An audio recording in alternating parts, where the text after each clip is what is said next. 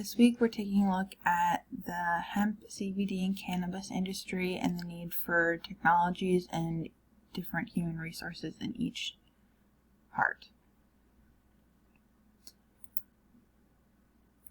So first, in the hemp industry, the human resource I went with was a licensed grower.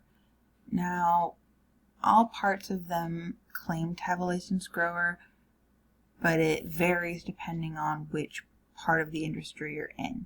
So in the hemp industry, it is a specific license given to what is essentially the business owner.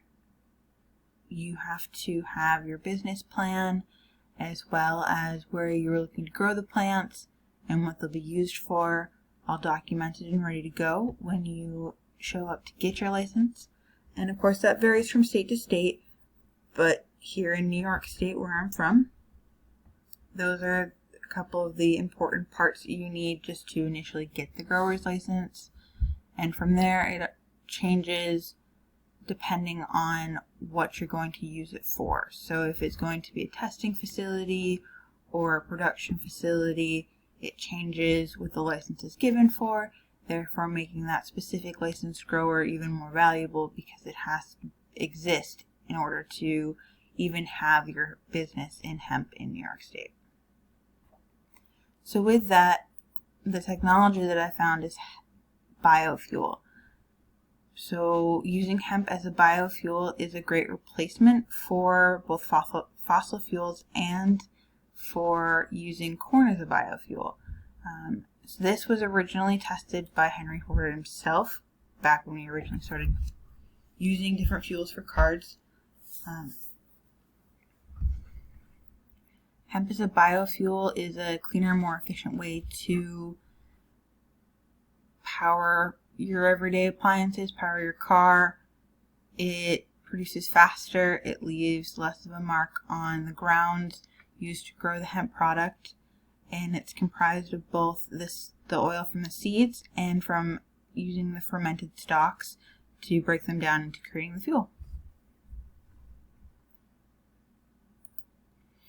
In the CBD industry, my human resources were the extraction and infusion specialist.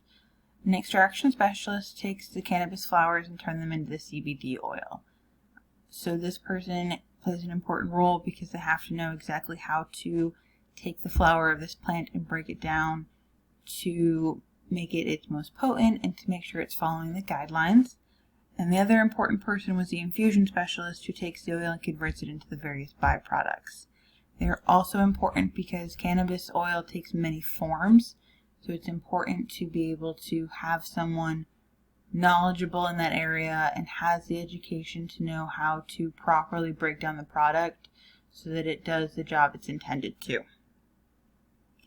Now these two people pair really well with what I found for my CBD technology, which is the use of nanotechnology.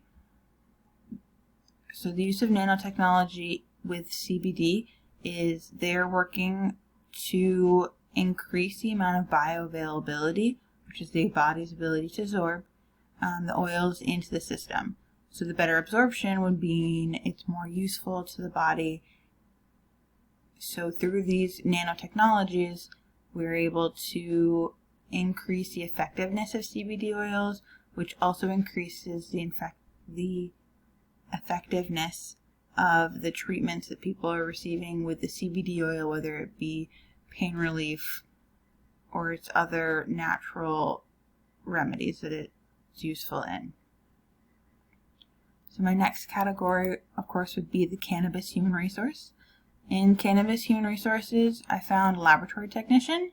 So it's a pretty basic name, but this group of people focus on testing the different qualities of cannabis as far as like using spectrometers and different laboratory equipment to test it both medicinally and to see how it's going to affect the user. So whether it's going to have the desired effect for each varying product, whether it's going to have the correct levels of THC in it, all the way down to if it's going to be consumed properly.